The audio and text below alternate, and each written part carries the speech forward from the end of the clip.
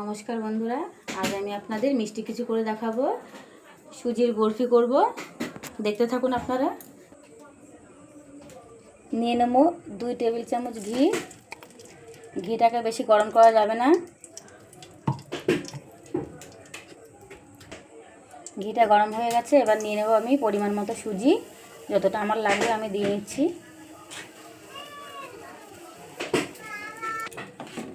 গ্যাসটা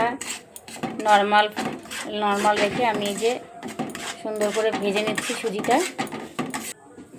তোমরা চাইলে এলাচও দিতে পারো, কেন আমার এলাচ ভালো লাগছে না। ঘিয়ের মধ্যে এলাচটা ভেজে নেবে, কেন আমার এলাচটা ভালো লাগে না, তাই আমি দিইনি। আপনারা চাইলে দিতে পারেন।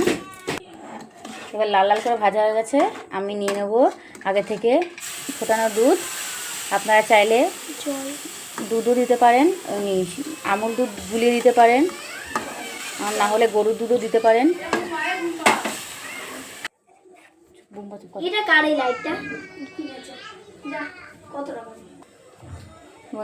চিনি দিয়ে দিলাম এর মধ্যে।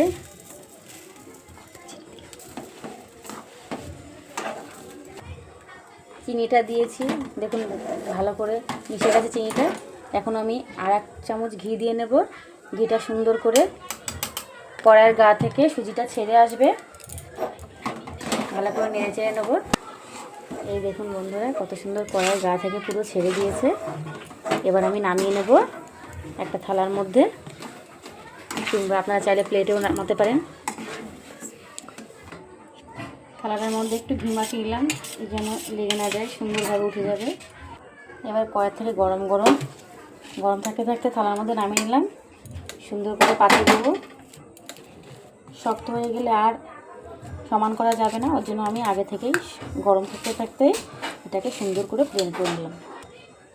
এই দেখুন সবাই, আমার মেয়ে আর আমার দেওরের মেয়ে দুজনা মিলে ওরা আমন্ড বাদাম আর কাজু বাদাম কাটছে, দেখতে থাকুন। এবার সুজিটার উপর থেকে বাদামগুলো ছড়িয়ে দিচ্ছি। দেখতেও সুন্দর লাগবে, খেতেও ভালো লাগবে। আপনারা চাইলে নাও দিতে পারেন। এটা এখন ঠান্ডা করতে দেবো, ফ্রিজের মধ্যে রেখে দেবো।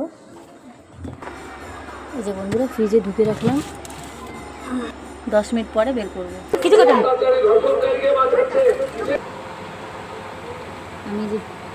আমি ফ্রিজ থেকে বের করে নিয়ে এসেছি। এখন এগুলোকে পিস পিস করে কেটে নেব।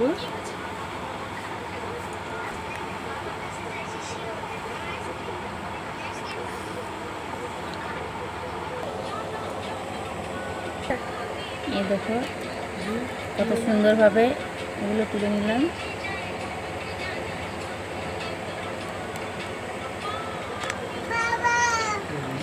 এই দেখো